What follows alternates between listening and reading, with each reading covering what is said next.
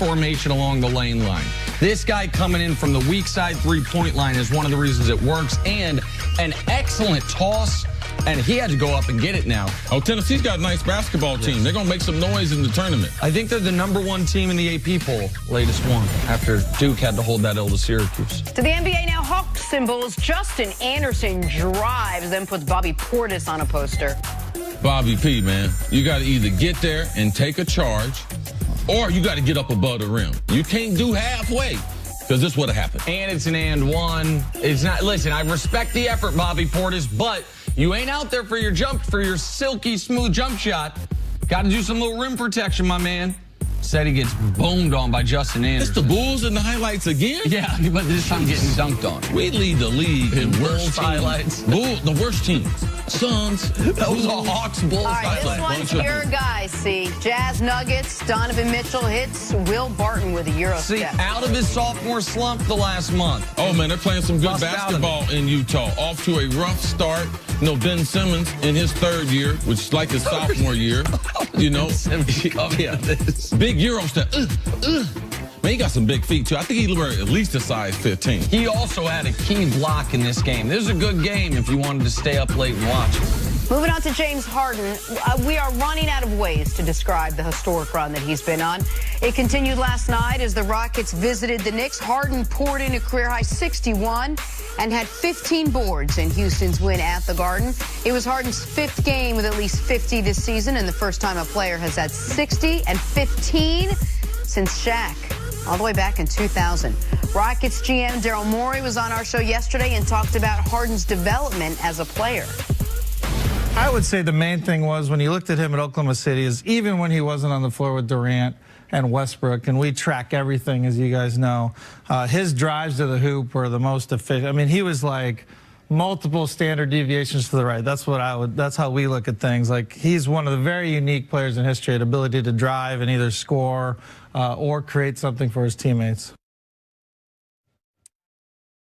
All right, CC, when you think about James Harden and how far he's come to where he is right now, how has he been able to grow his game to this level? There's a few things. I would say from a cardio standpoint, he's done a tremendous job as being able to take care of his body. He doesn't have an elite body. He doesn't have a really cut up body like some of the muscle tone we see in some of the other. He's not as slender as some of the other stars we see in the league, but you can see that he's changed his eating regimen, what he's doing from a workout rate, because you can see his body has changed into being where he is now. Also, the reason why you know it's working is because you can't play that style of basketball of holding the ball, pick and roll, all those types of things, and play with the type of energy that he's played at to be able to not be able to change his regimen. Number 2, his jump shot from deep.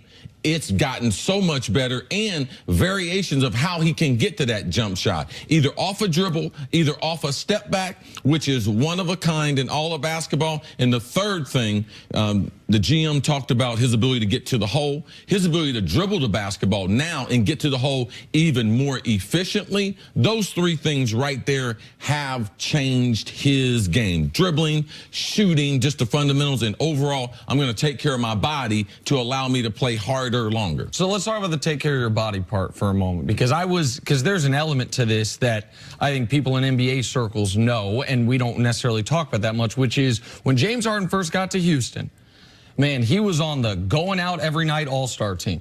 I'd been in Houston. He'd been in Houston 6 months, and I looked it up before the show. The tweet's still up. I sent out a tweet back in 2013 of a picture in a gentleman's club in Houston. The time during the season, during the off season, he's cut that part, I don't want to say totally out of his life, but minimized it, focused more on staying in good condition. And like you guys would talk about, eating healthier because of the tremendous workload he has to take on. That's first point. Second point is, there was, even when he was coming in second in MVP votes, there was the compilation of his horrific defensive clips that would horrific. It was just, I mean, the lack of effort, the lack of fundamental, and didn't care. And didn't appear to be paying attention at times. Just have a guy like he's standing there, the guy runs right past him, he took that personally. Now, no one thinks Harden's an all-NBA defender, but with his level of offense, he just can't be a horrible defender. And so he became a passable. And you can see that in the number of steals he has currently. And the lack of those clips of him just having a guy go right past him.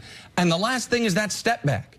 That step back, his ability to develop, because he has shot around the same percentage from three every year of his career, but he's a better three-point shooter now because he does it, there's so much harder, and he's doing it at such a higher volume. So it's one thing to shoot 37% when you're shooting 4 a game. As a role player. Right, exactly. And Russ is on the court with you, and KD's on the court with you. And so now they are hard shots. They are contested shots. They are shots he has to create, as evidenced by, in these last 5 games, he's averaged 52 a game, and none of his buckets have been assisted by his teammates. So he is scoring in the hardest way possible. And I'm glad we asked this question, Jenna, because for how great he's been, he gets a bad rap because of the officiating, because of some tough playoff moments, because of the old defensive clips. The amount of work you have to put in after getting 2 max contracts, after coming close to winning an MVP, say, I want to grow my game. I want to get better. I want to get to the next level.